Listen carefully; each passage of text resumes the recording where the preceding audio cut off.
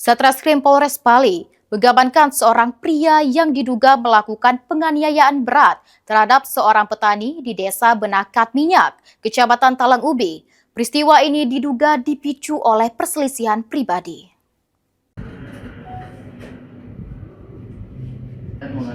Berdasarkan penyelidikan sementara, kejadian bermula saat korban mendapati terduga pelaku berada di rumahnya. Teguran yang disampaikan korban terkait proses perceraiannya diduga berujung cekcok hingga terjadi penganiayaan menggunakan senjata tajam.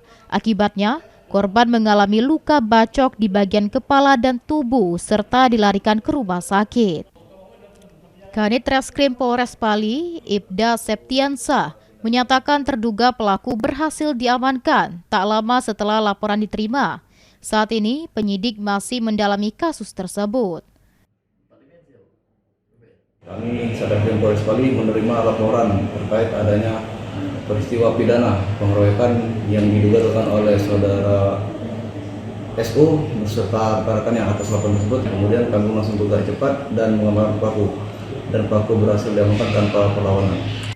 Atas dugaan perbuatannya, terduga pelaku dijerat pasal tentang kekerasan secara bersama-sama dengan ancaman pidana hingga 5 tahun penjara.